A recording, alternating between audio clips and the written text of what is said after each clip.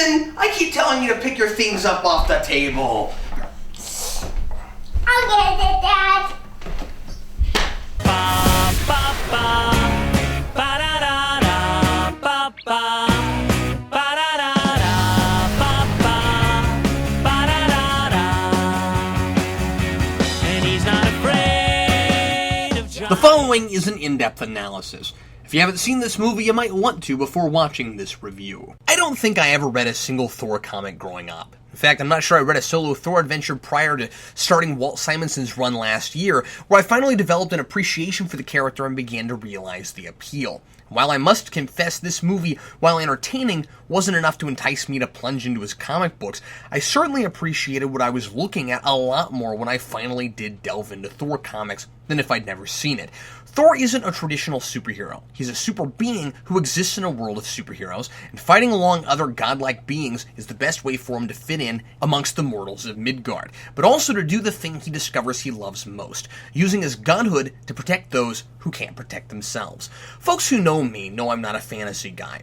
Sword and sorcery usually doesn't do it for me, but I become a little taken with this lore and mythology. Asgard is a majestic, breathtaking, imaginative world originally rendered by the always inventive Jack Kirby. I've come to appreciate the differences in the morality and philosophies of a warrior culture versus our own, which is why I think it's fun to see these gods perpetually fixed in another, simpler time with a culture that never seems to change, mixing with the constantly evolving technological world we live in.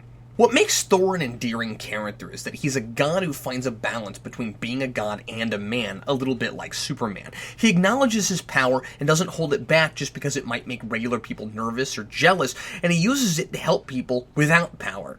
He's not concerned with worship or being seen as better than mortals. Thor relishes the glory of battle. He's naturally full of himself, but even though he revels in praise, he makes his fighting about protecting and not destroying. At least, once he's been through his initial character arc. I like Odin's line at the beginning of this film when Thor is nearly crowned king. He calls the hammer a weapon to destroy or a tool to build. Thor's weapon is the embodiment of the choice all people in authority have, to be benevolent or malevolent. Characters like Thor or Hercules, born out of the traditional epic narratives of classic mythology, in comics bridge the gap between the epic hero and the superhero. By mixing these characters, we gain a better understanding of both where these larger-than-life titans came from in our literary consciousness, and why they've endured for so long. Thor is both a superhero movie and a mythical epic, though not nearly epic enough for my taste, suffering the same fate as the first X-Men film. I like the way the universe is realized. There are some intriguing ideas and characterizations, but it mostly serves as a really expensive introduction to a world that you'd hope to see really fleshed out later, now that you've been through the Asgard 101 lecture. It's a superhero origin story, but within the trappings of a royal family drama, which makes it a lot more worthy of an origin to be filmed than other heroes I wish would just skip that part and get on with the interesting stuff. There's a huge difference between 4 people go up into space, get irradiated, and get superpowers, and an heir to a divine throne of a godlike and practically immortal people proves himself unworthy of his power and must regain his family's trust. The second thing doesn't even sound like a superhero origin. It sounds like a Shakespearean play. Maybe that's why Kenneth Branagh was tapped to direct, and why so many people were surprised by how much more superhero this felt than Shakespearean. Fans had their hopes set too high if they expected an incredibly cerebral, nuanced art house sort of feel, but I must admit I expected a far greater emphasis on the formal, lavish society of Asgard than on an earthbound romance. As always, I'm not here to rewrite movies. This is the story of how being exiled to Earth leads Thor to an opportunity for change where he develops into a more reasonable hero and potential leader. So to say the problem with this movie is Thor goes to Earth would be unfair. I would criticize it for not spending enough time fleshing out the situation on Asgard, especially Odin's choice to make Thor king right now, and Loki and Thor's rivalry, all of which are established but too glossed over. And although Sif and the Warriors 3 are on screen more of the time than I remembered them the first time I watched it, to an uninitiated audience I imagine they're somewhat interchangeable, besides the token archetypal character traits. Sif is the no-nonsense one, Volstagg is the big lovable oaf with a huge heart, etc. It's a little like Green Lantern. We're introduced to a fascinating world, but we don't spend nearly enough time exploring it, as if we have to spend the majority of our time on Earth in order for lowly human beings to find anything to relate to. Before I saw the film and made the gross assumption that because Branagh was directing, surely it would be set exclusively on Asgard, I hoped Thor and Captain America the First Avenger would be companion pieces, in having both take place primarily in an unfamiliar time or setting, and then the superhero catches up to the Marvel status quo established in Iron Man and Incredible Hulk. But there are plenty of good reasons to put Thor on Earth. Had it been fully Asgard-centered, Thor would essentially have to be re-established in Avengers, the Avengers, and also S.H.I.E.L.D., and we'd have to spend precious screen time with a bunch of exposition to catch up characters who are just now being introduced to Thor when the audience is already aware of these things. Plus, what this movie accomplishes for the greater Marvel cinematic continuity is establishing the supernatural and fantastic that has yet to have reared its head in either of the Iron Mans or Incredible Hulk, which is handled quite nicely in the way it involves S.H.I.E.L.D. and its attempt at controlling things and people way out of its league. And while we could have conceivably met Thor in this world after he was already worthy of his hammer, showing us that arc on Earth and through Thor's relationship with humans makes him automatically vested in what happens to them in Avengers. This may be the Marvel movie to date that struggles most with telling its own story while establishing a foundation for Avengers. Thor is a beautifully realized world that isn't bashful in the slightest about its comic book roots. A lot of fans expected a toned-down version with more muted and darker costumes and less pomp and circumstance. But Thor, Loki, Odin, and the others are practically straight off the page. Asgard has the fanciful, wonder-inspiring look of the comics, and I'm especially impressed with the clever interpretation of the Rainbow Bridge, which is maybe the most memorable image in the film. It also looks like the easiest final course in the history of Mario Kart. That was the thing I was most curious about going in the first time, because I couldn't figure out how in the world you could make a filmable rainbow bridge. The glass look is striking, and I love that when people walk across it, it lights up under their feet. Asgard looks like the vast and opulent kingdom it should, but the only problem is it doesn't look lived in. We're treated to these massive CGI shots taking us through this world, and it looks almost deserted. The only time it feels like there's anyone in the city besides Odin, Frigga, and Sif in the Warriors 3 is at the ceremony at the very beginning and a couple minutes right at the end.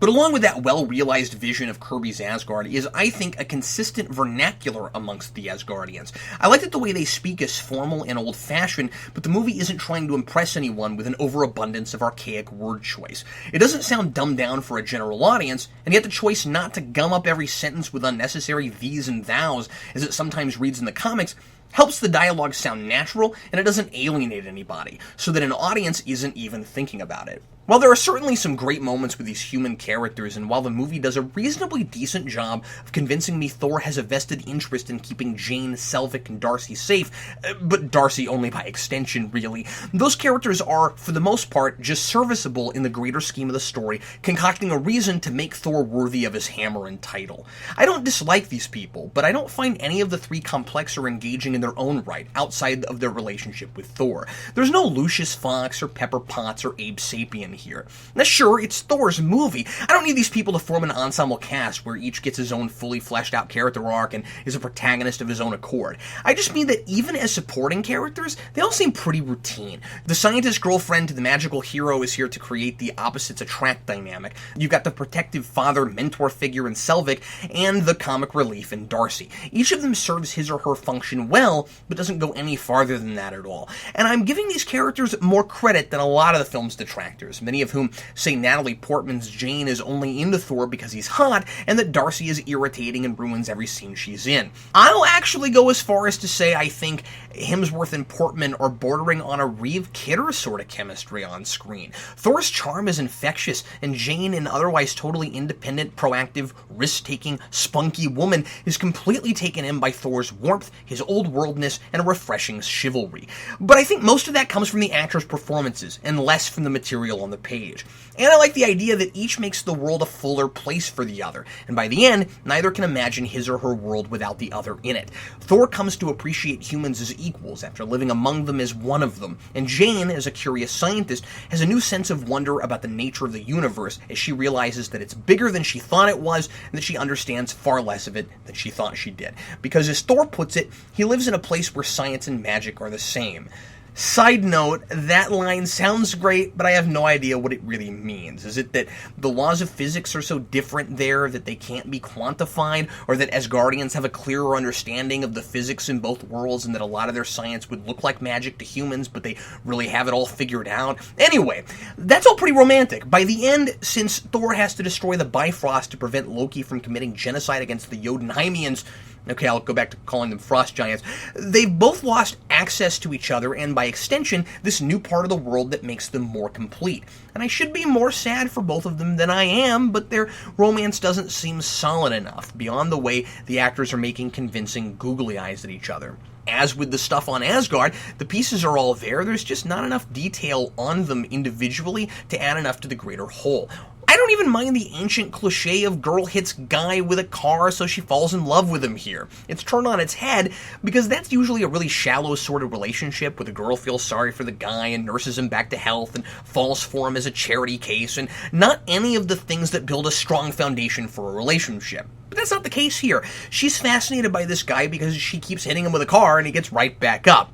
I keep pointing out what's working with this romance, so why am I not fully invested in it? I think I'm just not seeing these two sharing enough relationship-building moments together. It's like the spark is there, and they've been through a lot of good times and bad times together, but they only showed me the Cliff's Notes version. They're really not a bad couple, but I can see where the criticism of it being totally routine and kinda generic comes from.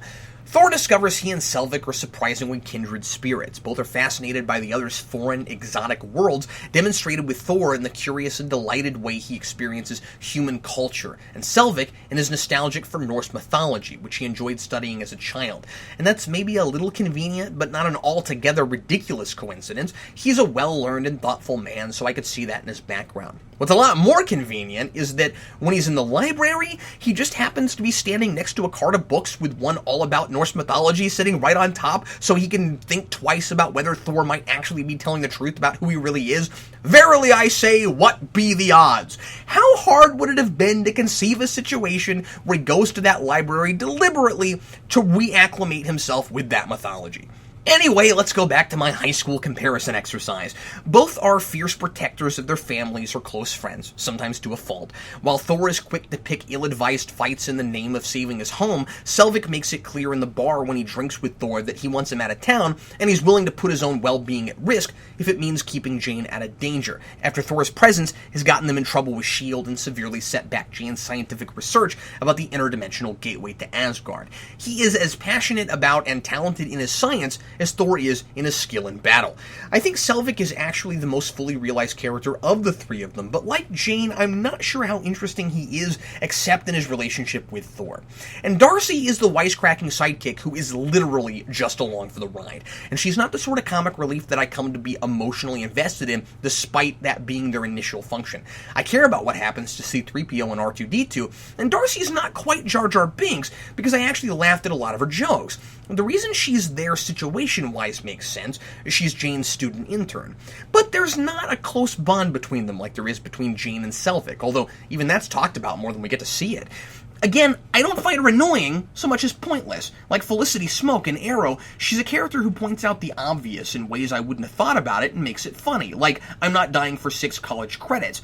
And I don't know why, but I bust up every time she calls Mjolnir meow meow. I heard Stan Lee say in an interview with Kevin Smith once that he used to get letters from people asking how Mjolnir is pronounced, and he told people they could pronounce it any way they want to.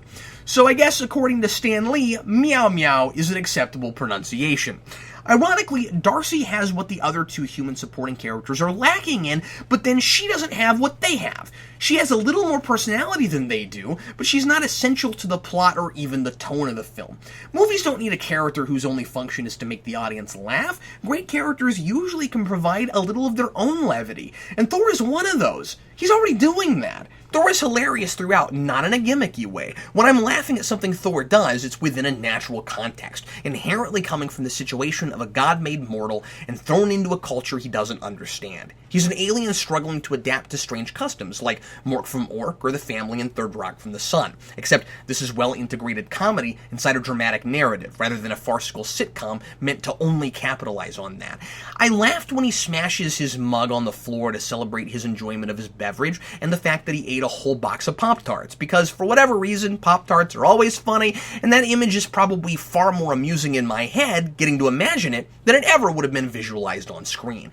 And I love the gag of Thor going to a pet store looking for a horse and asking for a dog or a cat big enough to ride. The reaction from the clerk behind the counter is priceless.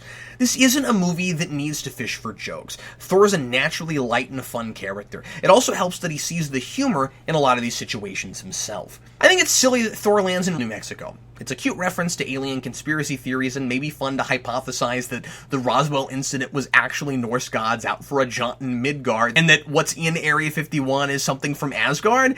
But wouldn't you expect a Bifrost to take you to, I don't know, Scandinavia, where Norse mythology developed, presumably because people there had run-ins with these real beings that seemed like gods? Maybe it doesn't only let out in one place, but then why were the Asgardians so partial to Vikings that that's where they spent so much of their time? And if Odin had his pick of where to send Thor, why did he send him to New Mexico of all places? I guess because they speak English there and eventually he's going to be an Avenger, so he needs to meet some S.H.I.E.L.D. agents? How convenient. I also can't help but wonder if Asgardians just quit visiting Earth for a long time, and why, since obviously nobody in this universe believes in gods or Asgard prior to Thor's exile. But the idea I really latched onto with Thor's banishment to Earth is that gods and humans each have something to teach the other. We see this idea played out mostly through Thor's interaction with Jane, but also with S.H.I.E.L.D. Thor comes to realize that human beings are no different psychologically or emotionally from Asgardians. They're fallible, they try to protect their own and often do awful things with good intentions. All S.H.I.E.L.D. is trying to do is protect their country from a potential alien threat when they contain Thor's hammer and violate Jane's rights to her own research. They do the wrong things for the right reasons, like Thor did when he attacked Jotunheim. But there's a foolish arrogance to each. S.H.I.E.L.D. and Thor both think they know what's best for their people, but they're not nearly experienced or knowledgeable enough to make the calls they're making. The difference, of course, is that there are direct consequences to Thor's mistakes. S.H.I.E.L.D. just holds an artifact they can't hang on to as soon as Thor proves himself worthy and gives back some stolen equipment when they find out Thor's a good guy and the hammer belongs to him. Thor learns about the depths of his own morality from the humans, and the humans learn that there are things in the universe more powerful than they can possibly control. I like the juxtaposition of a god learning to see himself less like one, while human beings are just discovering there is such a thing. Coulson would probably love to hang on to that research, but he knows picking a fight with somebody who can control thunder and lightning is a really bad idea. Both Thor and S.H.I.E.L.D. are put in their place through this experience, but it's not until the Avengers that S.H.I.E.L.D. will pay for its arrogance the way Thor almost does here. Being forced to be on equal footing with lowly mortals gives Thor a new appreciation for the consequences of his actions and the sanctity of life. I like that there's a lot of evidence that Thor is naturally a caring and considerate person in the way he respectfully agrees to Selvig's request that he leave town the next day without hesitation, and little things like when he prepares breakfast for his new human friends. I don't think all of that is because he's being forced through an inorganic character arc. Thor's arc is about growing up as much as anything. I think he simply needed to be reminded that while humans might look at his life on Asgard as a beautiful, perfect fantasy, the realities of war are as profound and terrible as they are on Earth, even if the laws of physics are different between them. I see Thor as a man who is overconfident because he saw no reason not to be. He's totally unrealistic in the way he views himself and the world he lives in. That's where his arrogance lies, not in a lack of empathy or an inability to care about anything but himself. Remember that he's never seen the kind of battle in his lifetime that Odin has. Thor is protecting his home by fighting all the battles he thinks he can't lose. He sees it as he is Thor, so he will always win, because he's always won in the past. As a warrior for his kingdom, he's sent into battle whenever his king deems it prudent. His skills lie only in how to fight, not when to. And so he's become detached from the true nature of violence and can't recognize that when he's the one calling the shots, his impulsiveness might jeopardize his people. And so his exile isn't about learning to care about people and then making the self-sacrifice, so much as it's about learning when to fight and when to negotiate, as his father had done with King Laufey of Jotunheim. Thor's head was in the clouds, and he literally had to be brought down to earth to truly comprehend what Loki calls the burden of the throne, and to make himself worthy of controlling the clouds. Sure, he has to come to care about these humans in order to learn that lesson, and his willingness to give up his own life for others is ultimately the choice deemed by the Hammer as the thing that makes him worthy of its power. But it's not only about sacrifice, it's about accepting responsibility for his actions. I'm not sure he could have picked up the hammer just by jumping in front of a speeding bus to save an old lady. He has to learn that being a good leader doesn't mean being a bully, which is precisely the hurdle Loki can't overcome. Thor tells Odin that the frost giants had to fear him like they did his father, and Odin sends him to Earth to learn about building instead of destroying. Fitting that he figures this out in a battle with something called the Destroyer. He's now reaping the seeds he's sown. He got himself banished from Asgard, where Loki was free to take over after Odin fell into his sleep. Admittedly, kind of convenient. If Odin had managed to stay awake, we wouldn't have had a movie. And now Loki has sent a horrible magic robot to kill these people he's found kinship with and sees himself as an equal of. Everything with Loki has happened only indirectly due to Thor's actions, but he still recognizes his responsibility. It was his terrible leadership that left him useless and vulnerable, and innocent people are about to pay for it. So Thor gives up his own life to save them, because sacrifice is the only power he has now. Loki wants him, so he offers himself and then gets pummeled by the Destroyer. By accepting that responsibility, Thor admits he was wrong. And contrast that with Loki, who blames everyone but himself for his disenfranchisement with his lot in life, and with the terrible actions he chooses to do as a result. He's unworthy of the power he craves because all he cares about is proving how worthy he is, nicely encapsulated toward the end with the image of Thor putting the hammer on top of him and his not being able to get up, because of course he is unworthy of lifting it. Thor has already proven himself the better man, and to add insult to injury, he wouldn't have if it hadn't been for the opportunity Loki himself provided Thor. In all his manipulation and duplicitous scheming, Loki dug his own grave by the end, and being trapped under the hammer he wanted so badly to be able to lift and prove that he was destined to be the rightful king of Asgard is a beautiful way to drive that point home visually. Loki is certainly the most interesting character in the film. The story integrates a lot of major tropes that come up over and over again in a lot of superhero fiction. The villain who is the opposite side of the hero's coin, and the villain who was once a trusted friend of the heroes, but their natures or their opposing ideologies or both got in the way, and now he's taken the darker path. It's now the hero's duty to stand in the way of his old friend's evil schemes, like Lex and Clark in Smallville, Xavier and Magneto, Peter Parker and Harry Osborn, Mike Wazowski and Randall Boggs. Their relationship is similar to several biblical stories, especially Cain and Abel.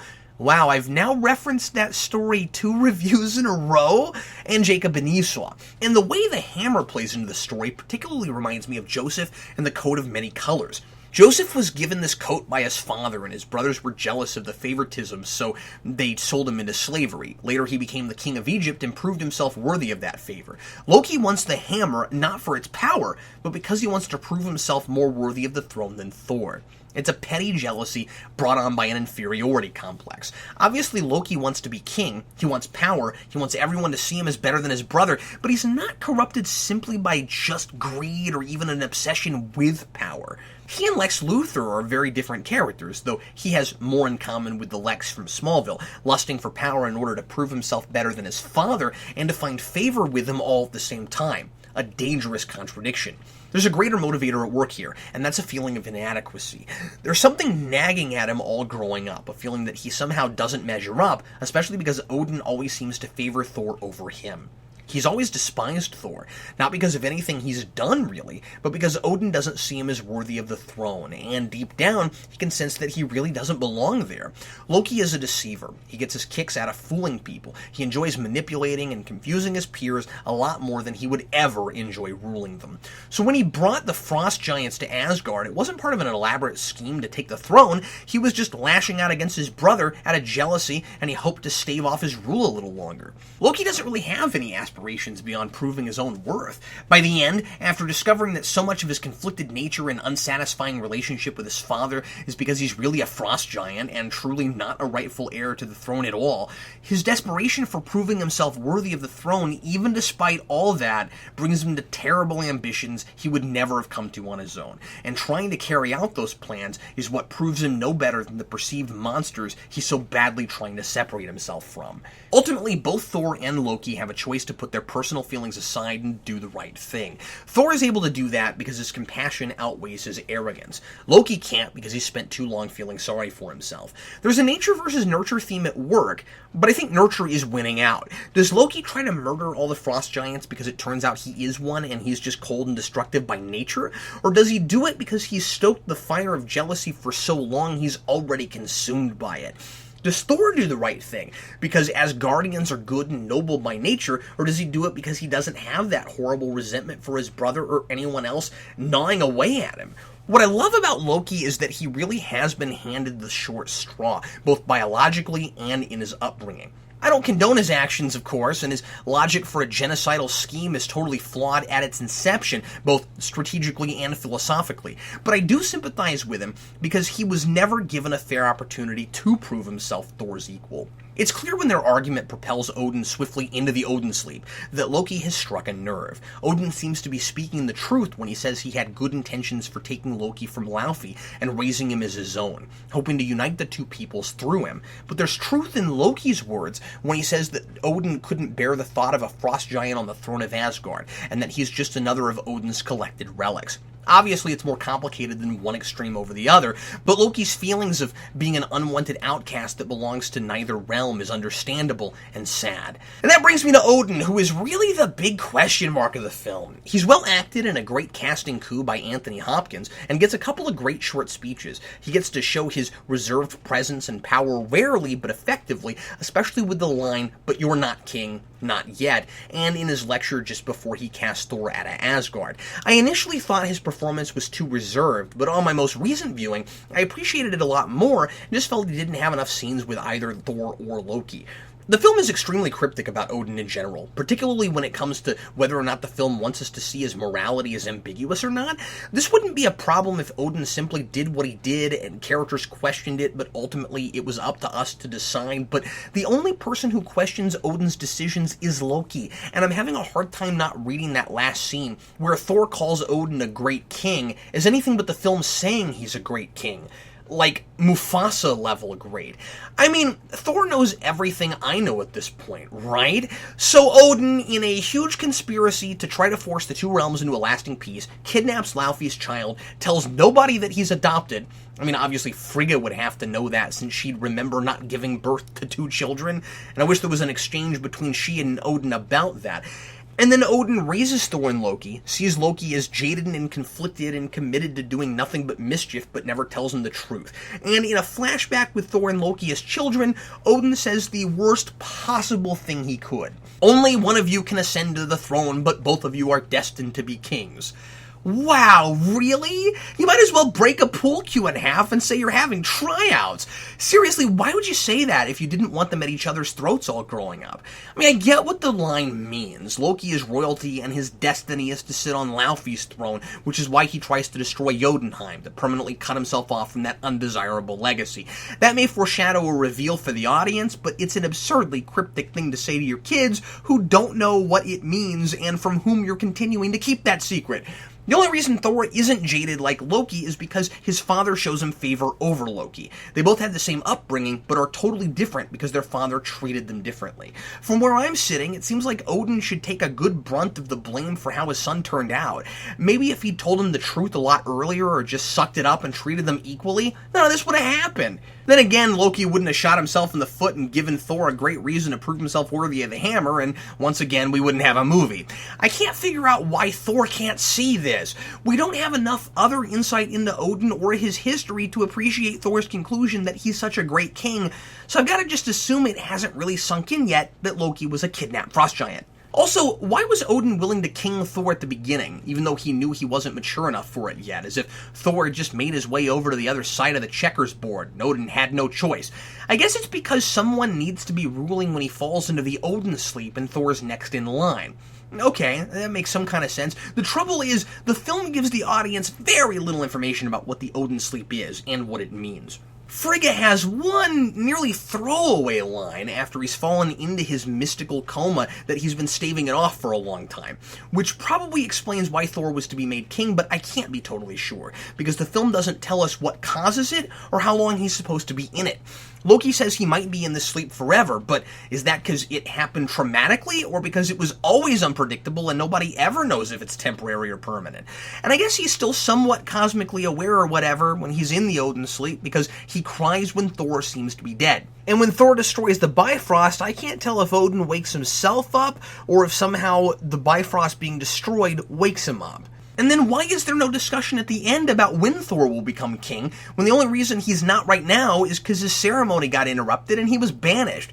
Now he's proven himself worthy of the hammer, so I'd assume he's worthy of the throne too? That's tackled in the sequel, but it's left oddly hanging here. And yep, now I'm gonna complain about the hammer. Odin speaks to the hammer before he flings it into the Bifrost. He says nothing about it shooting off to wherever Thor happens to be as soon as he becomes worthy, just that whoever is worthy can pick it up. So did Odin will it to Thor from the Odin sleep, or did the hammer will itself there? Does the inscription even mean anything if it willed itself to Thor? Did it raise him from the dead, or was he not quite dead yet when it got there? Can Asgardians raise dead humans, or only dead humans who used to be gods that they're turning back into humans? Odin speaks the words written on it in the comics to it like it's an incantation, and I'm glad the hammer itself seems to get what worthy means, because the only two reasons I can see that Odin would speak those words to the hammer would be to tell the hammer what the rules are, and because comics fans are expecting to hear those words. Why isn't it written in English on the side like it is in the comics? I mean, yeah, it doesn't have to be just like the comics, that's fine, but if you look at the toys and replicas, there's alien writing on top of it that's supposed to be that inscription. But obviously nobody on Earth can read that, so what's the point of putting it there? And we see Thor read English in the film, so we know his people both speak and read it fluently. Maybe it was decided that if the English words were on the hammer, the scenes of folks trying to pick it up, which are hilarious, especially with JMS and Stan Lee, would be more awkward because they'd have to stand there and read it first, and because it would give too much credence for S.H.I.E.L.D. as to Thor's identity when they capture him. Thor is an entertaining, fun, and sometimes intriguing superhero movie. The fact that I craved so much more exploration of the world of Asgard is a credit to what was here. I think a lot of my questions about why things happen and what I'm supposed to take from them would have been answered with a tighter and more focused narrative that wasn't afraid to be a fantasy epic over a traditional superhero movie.